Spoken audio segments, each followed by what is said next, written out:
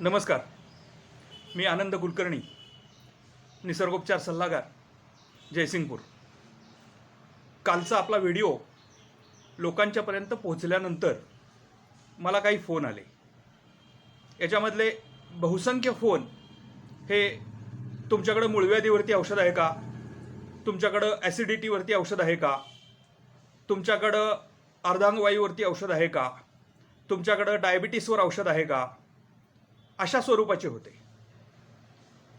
खरं तर ही लोकांची चूक नाही आहे. मी जी उपचार पद्धती किंवा मी ज्या गोष्टी तुमच्यापर्यंत पोहोचवण्याचा प्रयत्न करतोय त्याच्यामध्ये असा केवळ एका रोगाचा, एका व्याधीचा विचार केलेला नाही आहे, तर सर्वंकष विचार केलेला आहे. आणि म्हणून मला आज असं वाटायला लागलं की ह्या उपचार पद्धती संदर्भामधले किंवा निसर्गोपचारासंदर्भामधले वेगवेगळे व्हिडिओज तुमच्यापर्यंत पोहोचवण्याआधी ही संकल्पना काय आहे, ही कन्सेप्ट काय आहे, हे आधी पहिल्यांदा तुमच्यासमोर ठेवावं. मित्रो, आपण सगळेजण बघतो की आपल्याकडं सध्या 4 प्रमुख उपचार पद्धती प्रचलित आहेत. त्याच्यामधली सगळ्यात पहिली उपचार पद्धती आहे की ज्याचे दवाखाने आपल्याला सध्या ठिकठिकाणी दिसतात, ती म्हणजे आधुनिक उपचार पद्धती किंवा मॉडर्न सायन्स, किंवा ज्याला आपण बोलीभाषेमध्ये ॲलोपॅथी म्हणतो आणि ग्रामीण भागामध्ये ज्याला इंग्लिश औषधं म्हणतात, अशी ही ॲलोपॅथी उपचार पद्धती. दुसरी उपचार पद्धती आहे ती भारताची परंपरागत असलेली आयुर्वेद. तिसरी आहे ती होमिओपॅथी, म्हणजे ज्याच्यामध्ये त्या बारक्या साबुदाण्यासारख्या गोळ्या देतात, त्याच्यावरती औषधाचे थेंब टाकून, अशा पद्धतीची ती होमिओपॅथी उपचार पद्धती. आणि चौथी उपचार पद्धती की ज्याचा महात्मा गांधींनी प्रसार केला, मोरारजीभाई देसाईंनी भारतामध्ये मोठ्या प्रमाणावरती प्रसार केला, अशी निसर्गोपचार उपचार पद्धती. मुळात जर आपण बघितलं तर याशिवाय युनानी उपचार पद्धती आहे. आणखी काही उपचार पद्धतीमध्ये उपचार पद्धतींचा ह्याच्यामध्ये समावेश होतो. मुळातच जर आपण बघितलं तर यातली कुठलीच उपचार पद्धती ही वाईट नाही आहे. ही प्रत्येक उपचार पद्धती ज्या त्या देशामध्ये त्या उपचार पद्धतीच्या सिद्धांतानुसार जन्माला आली आणि त्या उपचार पद्धतीच्या सिद्धांतानुसार ती काम करते. प्रत्येक उपचार पद्धतीला काही विशिष्ट मर्यादा आहेत. त्या मर्यादांच्या बाहेर जाऊन ती उपचार पद्धती काही करू शकत नाही. तिथं आपल्याला हात टेकावेच लागतात. आणि म्हणून माझं असं पहिल्यापासूनचं स्पष्ट मत आहे की उपचार पद्धतीचा किंवा पॅथीचा दुराग्रह कधीच असू नये. रुग्णाला त्याच्या वेदनांपासून, त्याच्या व्याधीपासून आराम मिळणं हे उपचार करणाऱ्या वैद्याचं असेल, डॉक्टरांचं असेल, निसर्गोपचार तज्ज्ञाचं असेल, हे प्रमुख कर्तव्य असलं पाहिजे, ही प्रमुख भावना असली पाहिजे. आणि त्यामुळं पॅथी कुठली याच्यावरती वाद घालत बसण्यापेक्षा किंवा हीच पॅथी श्रेष्ठ आहे, तीच पॅथी कनिष्ठ आहे, अशा पद्धतीचा वाद घालत बसण्यापेक्षा रुग्णाला आत्ता काय गरजेचं आहे त्याचा विचार करून त्याच्या व्याधी निवारणाचं काम करणं हे कधीही श्रेयस्कर असतं, उपकारक असतं. आणि म्हणून ही सगळी चर्चा तुमच्यासमोर करत असताना मी पॅथीचा असा कुठलाही दुराग्रह ठेवून मी तुमच्यासमोर कोणताही विषय मांडणार नाहीये. ॲलोपॅथी म्हणजे मॉडर्न सायन्स, आधुनिक उपचार पद्धती, त्याच्यामध्ये अनेक केमिकल्स वापरली जातात, रसायन्स वापरली जातात. साहजिकच त्याचे फायदे जितके झटकन आहेत, उपचार जितके चटकन होतात, निवारणाचं काम जितकं चटकन होतं, तितकंच त्याचे दुष्परिणाम पण भरपूर आहेत. पण म्हणून ती टाकाऊ उपचार पद्धती असं नाही. एखाद्या रुग्णाला हृदयविकाराचा झटका आला, अर्धांगवायूचा झटका आला, पॅरालिसिसचा झटका आला, अत्यंत मोठी इमर्जन्सी क्रिएट झाली आणि रुग्णाचा काही तासामध्ये उपचार नाही मिळाले तर जीव जाऊ शकतो अशी परिस्थिती जर निर्माण झाली, तर अशा परिस्थितीमध्ये त्याला ॲलोपॅथी उपचारात नेणं आणि ॲलोपॅथी उपचार देऊन त्याचा जीव वाचवणं हे कधीही श्रेयस्कर असतं. दुसरी जी उपचार पद्धती मी आता म्हटलं ती आयुर्वेद. ही भारताची परंपरागत आणि अतिशय चांगली उपचार पद्धती आहे. मुळात ती या देशातली आहे, त्यामुळे या देशातल्या लोकांना त्या उपचार पद्धतीचा अतिशय चांगला अनुभव येतो. ती आपली आहे, आपल्या इथं जन्माला आलेली आहे. त्यामुळे इथले रीती रिवाज, संस्कृती, इथल्या लोकांचं राहणीमान, इथल्या लोकांची विचारसरणी, इथल्या लोकांची मानसिकता याच्याशी या उपचार पद्धतीचं अत्यंत जवळचं नातं आहे.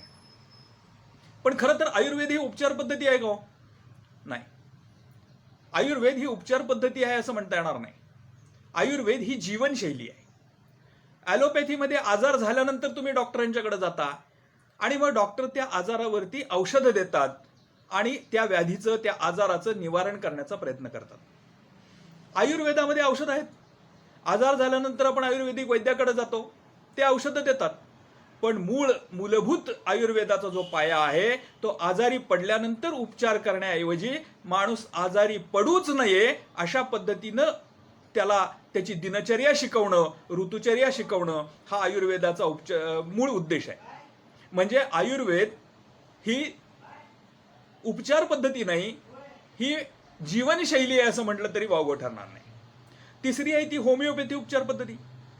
होमिओपॅथी उपचार पद्धती ही सुद्धा त्याच्या सिद्धांतावरती काम करते. त्यांचे जे सिद्धांत आहेत त्या सिद्धांतावरती काम करते. या उपचार पद्धतीमध्ये साईड इफेक्ट्स म्हणजे दुष्परिणामांचा धोका कमी आहे. पण ही उपचार पद्धती सुद्धा उपचार पद्धती आहे. जीवनशैली हा भाग त्याच्यामध्ये थोडासा बाजूला ठेवला गेलेला आहे किंवा थोडासा गौण स्वरूपामध्ये तो लोकांच्या समोर ठेवलेला आहे. तिथेही आजारी पडल्यानंतर उपचार आहे. आणि निसर्गोपचार ही उपचार पद्धती ही विदेशी आहे, स्वदेशी नाही वगैरे पद्धतीचे वाद आहेत. मला त्या वादामध्ये शिरायचं नाहीये. पण इतकं खरं की निसर्गोपचारामधले अनेक उपचार, अनेक गोष्टी या परंपरागत पूर्वापासून आपल्या वाडवडिलांपासून आपल्या घरामध्ये ते करत आलेले आहोत. ती भारतीय उपचार पद्धतीच आहे. कारण त्याच्यातले अनेक उपचार हे पूर्वी आपल्याला आपल्या संस्कृतीमध्ये आपल्या लोकांनी, आपल्या पूर्वजांनी केलेले आपल्याला आढळतात. काही जण असंही म्हणतात की ब्रिटिश भारतामध्ये आले, त्यांनी आयुर्वेदाचा अभ्यास करण्याचा प्रयत्न केला आणि त्यांना जसा आयुर्वेद समजला तसा त्यांनी तो मांडला आणि तो निसर्गोपचार झाला. असं असेल तर फार छान आहे. म्हणजे निसर्गोपचाराचा मूळ बेस हा सुद्धा आयुर्वेदामध्येच आहे असं आयुर्वेद तज्ज्ञांनी सर्टिफाय केल्यासारखं झालंय.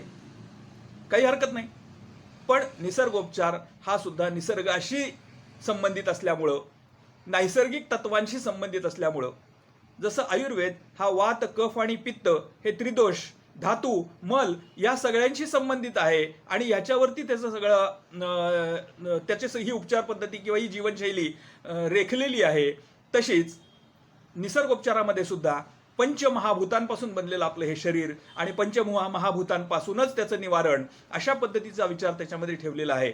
आणि त्यामुळं ह्या दोन्ही उपचार पद्धती ज्या आहेत ह्या अतिशय चांगल्या आहेत, भारतीय लोकांसाठी योग्य आहेत, कमी खर्चाच्या आहेत आणि चांगला मुळापासून रिझल्ट देणारे आहेत. युनानी वगैरेचा माझा त्या बाबतीमध्ये अभ्यास फारसा नाही, त्यामुळे मी युनानी उपचार पद्धतीवरती काही बोलणार नाही. पण आपल्याला हे मात्र नक्की आहे की ॲलोपॅथी ही टाकाऊ नाही. तसंच आयुर्वेदामध्ये गैरसमज आहे लोकांचा की आयुर्वेदिक औषधांना साईड इफेक्ट नाहीत, दुष्परिणाम नाहीत. पण असं नाही आहे.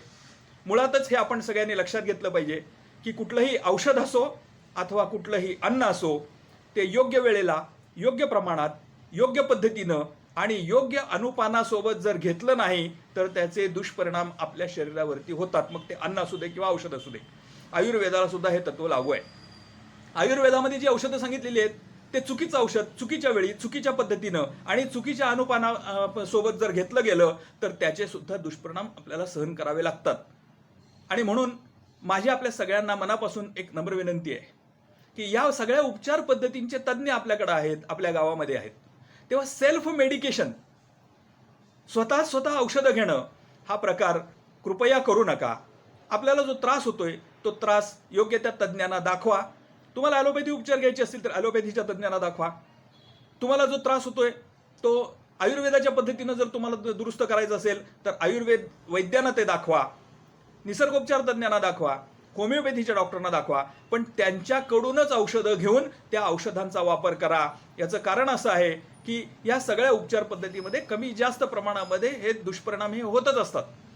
आणि म्हणून माझं आपल्या सगळ्यांना सांगणं आहे की सेल्फ मेडिकेशन करू नका. कृपया त्या ठिकाणच्या वैद्यांचा सल्ला घेऊन, त्या ठिकाणच्या डॉक्टरांचा, तज्ज्ञांचा सल्ला घेऊन हे स्वतःवरती उपचार करा. मी ज्या उपचार पद्धती संदर्भामध्ये तुमच्याशी बोलणार आहे किंवा तुमच्यासमोर हा विषय मांडणार आहे ती प्रामुख्यानं निसर्गोपचार पद्धती आहे. मी थोडासा आयुर्वेदाचा पण अभ्यास केला, निसर्गोपचाराचा अभ्यास करत असतानाच आयुर्वेदाचा अभ्यास केला. कारण ह्या दोन्हीही भारताशी निगडीत असलेल्या शाखा आहेत, वैद्यकीय शाखा आहेत. आणि म्हणून मी त्याचा अभ्यास केला थोडासा.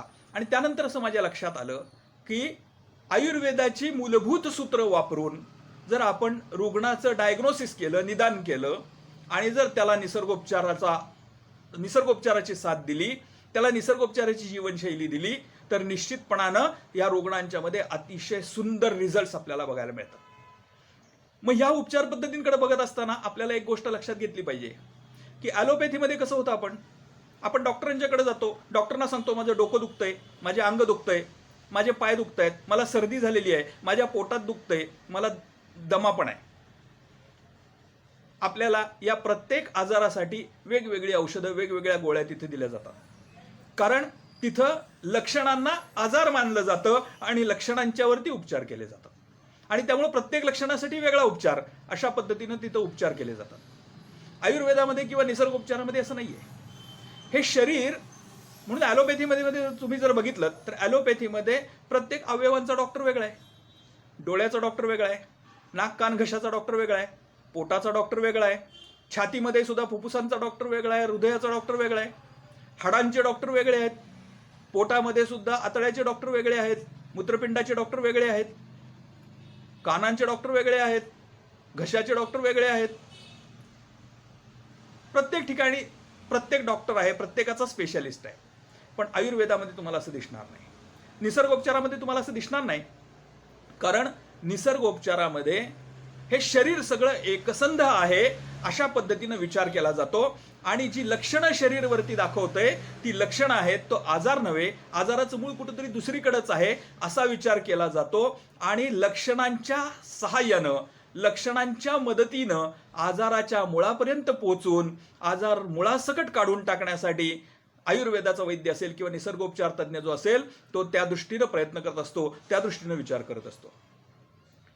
तुम्हाला माहिती आहे की म्हणून बऱ्याचदा असं होतं बघा की डोकं दुखतंय, अर्धशिशी आहे, अशा पद्धतीची तक्रार घेऊन एखाद्या आयुर्वेद वैद्याकडे जावं किंवा एखाद्या निसर्गोपचार तज्ज्ञाकडे जावं आणि तो आठवडाभर रोज एरंडेल घ्यायला सांगतो, पोट साफ होऊन जातं आणि डोकं दुखायचं थांबतं. कारण इथं त्या वैद्याने किंवा त्या निसर्गोपचार सल्लागारानं, तज्ज्ञानं असा विचार केलेला असतो की ह्याचं डोकं दुखतंय हे लक्षण आहे, पण ह्याचं पोट साफ होत नाही हे रोगाचं कारण आहे. आणि म्हणून रोगाच्या कारणावरती उपचार केले जातात. आणि मग एकदा डोकं दुखायचं थांबलं की परत मग पुन्हा डोकं दुखत नाही, कारण रोग हा मुळासकटच काढून टाकलेला असतो, मुळासहच काढून टाकलेला असतो. आणि म्हणून मुळासह आजाराला दूर करण्यासाठी या निसर्गोपचार किंवा आयुर्वेदाचा आपल्याला आधार घ्यावा लागतो.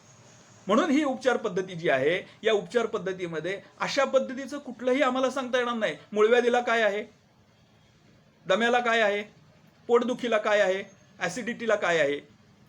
ही ॲसिडिटी असेल, मूळव्याध असेल, पोटदुखी असेल, अन्य काही कारणं असतील, डोकेदुखी असेल, हाडं दुखत असतील, संधिवात असेल, या सगळ्याचं मूळ कुठं आहे हा प्रत्येक रुग्ण बघून, त्याला काही प्रश्न विचारून, त्याची जीवनशैली जाणून घेऊन, तो कशा पद्धतीनं जगतो, चूक कुठं आहे ही समजून घेऊन त्या पद्धतीनं त्याला मार्गदर्शन करावं लागतं. आणि म्हणून आम्ही फक्त औषधं देत नाही, आम्ही फक्त तुम्हाला सप्लिमेंट्स देत नाही. आम्ही तुमच्या आजाराचा विचार करत असताना या आजाराचं मूळ कुठं याचा विचार करतो. म्हणून दिनचर्येमध्ये बदल सांगितले जातात. सकाळी उठल्यापासून रात्री झोपेपर्यंत काय करायचं हे सांगितलं जातं, कुठल्या वेळेला काय करायचं हे सांगितलं जातं, जेवणा खाण्याच्या वेळा काय असल्या पाहिजेत ते सांगितलं जातं. थोडक्यात काय, तुमचा दिनक्रम जाणून घेऊन तुम्ही कुठं चुकताय हे जज केलं जातं, हे पाहिलं जातं आणि त्या अनुषंगानं तुमचा दिनक्रम बदलण्याचा प्रयत्न केला जातो. मग त्याच्यामध्ये व्यायाम दिला जातो, त्याच्यामध्ये तुम्हाला हवा असणाऱ्या ज्या गोष्टी आहेत शरीराला त्या खाण्यापिण्याच्या माध्यमातून दिल्या जातात. ज्या शरीराला त्रासदायक गोष्टी आहेत त्या काढून टाकण्याचा प्रयत्न केला जातो, तुमच्या आहारामधनं बाजूला करण्याचा प्रयत्न केला जातो. त्यानंतर तुम्हाला ध्यानधारणेसारखे मानसिक, कारण मनाचा विचार हा आयुर्वेदामध्ये आणि निसर्गोपचारामध्ये केलेला आहे. माणूस हा यंत्र नाहीये, त्याला मन नावाची एक गोष्ट आहे आणि त्या मनावरती, त्या मनाचा आणि त्या शरीराचा अत्यंत जवळचा संबंध आहे. मनावरती होणारे परिणाम हे शरीरावरती परिणाम करत असतात. मनामध्ये एखादी घेतलेली गोष्ट ही शरीरावरती परिणाम करत असते, हे आयुर्वेद आणि निसर्गोपचार तज्ज्ञ मानतात. आणि म्हणून तुम्हाला औषध देत असताना, ट्रीटमेंट करत असताना, रोगावरती उपचार करत असताना तुमच्या मनाचाही विचार केला जातो, मानसिक स्थितीचाही विचार केला जातो. आणि त्याच्यावरती पण उपाय सुचवले जातात. मग त्याच्यामध्ये योगसाधना असेल, ध्यानधारणा असेल, प्राणायाम असेल, अशा पद्धतीचे अनेक उपचार याच्यामध्ये शिकवले जातात, याच्यामध्ये सांगितले जातात. पण दृष्टिकोन हाच असतो की औषध देऊन तुम्हाला बरं करण्यापेक्षा, औषध देऊन तुमच्या रोगाचं निवारण करण्यापेक्षा, रोग मुळातून काढून टाकण्यासाठी ज्या आवश्यक गोष्टी आहेत त्या सगळ्या करण्याच्या दृष्टीनं निसर्गोपचार तज्ज्ञ आणि आयुर्वेद तज्ज्ञ हे तुम्हाला मदत करत असतात. म्हणून आयुर्वेद आणि निसर्गोपचार ही उपचार पद्धती नाहीये, ही जीवनशैली आहे. या जीवनशैलीचा कसा अंगीकार करायचा आणि निरोगी आयुष्य कसं जगायचं हे शिकून घेणं आणि ते शिकणं हे केव्हाही फायद्याचं आहे. आपण इंग्रजीमध्येच म्हणतो prevention is better than cure. पण प्रत्यक्षात काय होतं, आपण आजारी पडल्यानंतरच तज्ज्ञांच्याकडे जातो, आपण आजारी पडल्यानंतरच डॉक्टरांच्याकडे जातो, आपण आजारी पडल्यानंतरच औषध घेतो. कारण औषध दवाखाना हे आजारी पडल्यानंतर करायची गोष्ट आहे, अशी एक ठाम कल्पना आपल्या सगळ्यांच्या मनामध्ये झालेली आहे. मला त्रास व्हायला आला की मी दवाखान्यात जायचं, भरमसाठ तपासण्या करायच्या, इंजेक्शन्स घ्यायची, औषध घ्यायची आणि पटकन बरं होण्याचा प्रयत्न करायचा. याच्यामध्ये त्या आजाराचं मूळ तिथंच राहून जातं आणि म्हणून आणि मग ते परत ती विषवल्ली शरीरामध्ये वाढते आणि ती त्रास देत जाते. मग याच्यासाठी आवश्यक काय आहे, याच्यासाठी आवश्यक आहे त्या आजाराच्या मुळापर्यंत जाण्यासाठी प्रयत्न करणं आणि ते मूळ शरीरामधनं काढून टाकणं. हे आयुर्वेदामध्ये आणि निसर्गोपचारामध्ये केलं जातं. म्हणून थोडासा उशिरा गुण आला तरी आयुर्वेद किंवा निसर्गोपचारामध्ये जो गुण येतो तो तुमच्या भाषेमध्ये परमनंट असतो, कायमस्वरूपी असतो, स्थिर स्वरूपाचा असतो. म्हणून आज हा खुलासा केला की अशा पद्धतीनं उत्तरं देणं अवघड आहे. मी सांगेन तुम्हाला, नाही असं नाही, मूळव्याधीसाठी काय करायचं तेही सांगेन, पण त्याच्या आधी तसा जर उपचार केला तर फक्त मूळव्याध काही काळासाठी बरी होईल, पुन्हा वर्ष, 2 वर्ष, 3 वर्ष, 4 वर्ष गेल्यानंतर पुन्हा मूळव्याधीचा त्रास तुम्हाला होऊ शकतो. ऍसिडिटी काही काळासाठी बरी होईल, पण ते मूळ जर तसंच राहिलं तर काही काळानंतर पुन्हा ऍसिडिटीचा त्रास सुरू होऊ शकतो. मग हे टाळायचं असेल आपल्याला, एकदा बरं झाल्यानंतर पुढे आयुष्यभरामध्ये तो त्रास होऊ नये असं वाटत असेल तर आमूलाग्र बदल करणं हे गरजेचं असतं. त्या विषवृक्षाचं, त्या विषवल्लीचं मूळ शरीरामधनं काढून टाकणं गरजेचं असतं. अशा दृष्टीनं थोडासा आता आपण आरोग्याचा विचार करूया. निरोगी राहायचं असेल तर केवळ इंजेक्शन घेऊन निरोगी राहता येणार नाही. आजारातून बरं व्हायचं असेल तर केवळ गोळ्या घेऊन कायमस्वरूपी बरं होता येणार नाही. तर तुमच्या चित्त, वृत्ती, शरीर या सगळ्यांमध्ये बदल करावा लागेल आणि या सगळ्यांमध्ये बदल करून आहारामध्ये बदल करावा लागेल. कोणता आहार योग्य आहे, कोणता व्यायाम योग्य आहे याचं योग्य मार्गदर्शन घ्यावं लागेल. अशा पद्धतीचा विषय घेऊन आपण सगळेजण इथून पुढे जाणार आहोत. आणि म्हणून व्हिडिओच्या शेवटी माझी आपल्या सगळ्यांना मनापासून आग्रहाची विनंती आहे की तुमचे प्रश्न जरूर पाठवा, तुमच्या सूचना जरूर पाठवा, तुमच्या प्रतिक्रिया जरूर पाठवा. पण हे लक्षात घ्या की ही या उपचार पद्धतीची मूळ कल्पना असल्यामुळं या कल्पनेशी प्रामाणिक राहून जे मार्गदर्शन तुम्हाला करता येईल त्या पद्धतीचं मार्गदर्शन किंवा त्या पद्धतीचं काही शेअर करता येईल ते मी शेअर करणार आहे. मित्रांनो, निश्चितच आपण सगळेजण या वेगळ्या विचारातून आपल्या आरोग्याकडे बघणार आहोत आणि मला खात्री आहे की या पद्धतीने जर तुम्ही सुद्धा विचार करायला लागलात आणि आजारी पडल्यानंतर औषधोपचार करण्यापेक्षा आजारी पडूच नये यासाठी प्रयत्न करायला लागलात तर निश्चितपणानं आपण सगळेजण अतिशय आरोग्य संपन्न आयुष्य जगू. मग कोरोनासारख्या अशा किती पण साथी येऊ देत आणि काहीही होऊ दे, जग उलटंपालतं झालं तरी आपल्या आरोग्यामध्ये कुठल्याही प्रकारचा बदल होणार नाही. अशा पद्धतीचं एक सुदृढ आरोग्य आणि सुदृढ आयुष्य आपण सगळेजण जगूया. तुमच्या प्रश्नांचं स्वागत आहे, तुमच्या प्रतिक्रियांचं स्वागत आहे. तुमचे प्रश्न पाठवा, प्रतिक्रिया पाठवा. स्क्रीनवरती माझा मोबाईल नंबर आपल्या सगळ्यांना दिसतोय. या मोबाईलवरती कॉल करायलाही तुम्ही फ्री आहात. व्हॉट्सअपचा तोच नंबर आहे, त्यामुळे व्हॉट्सअपवरती पण संपर्क करायला आपण फ्री आहात. कधी पण संपर्क करा, काही अडचण नाही. मी तुम्हाला सगळ्यांना यासाठी मार्गदर्शन करण्यासाठी किंवा या सगळ्यात माझ्याकडे जे ज्ञान आहे ते आपल्या सगळ्यांना देण्यासाठी मी नेहमी सिद्ध असेन. धन्यवाद.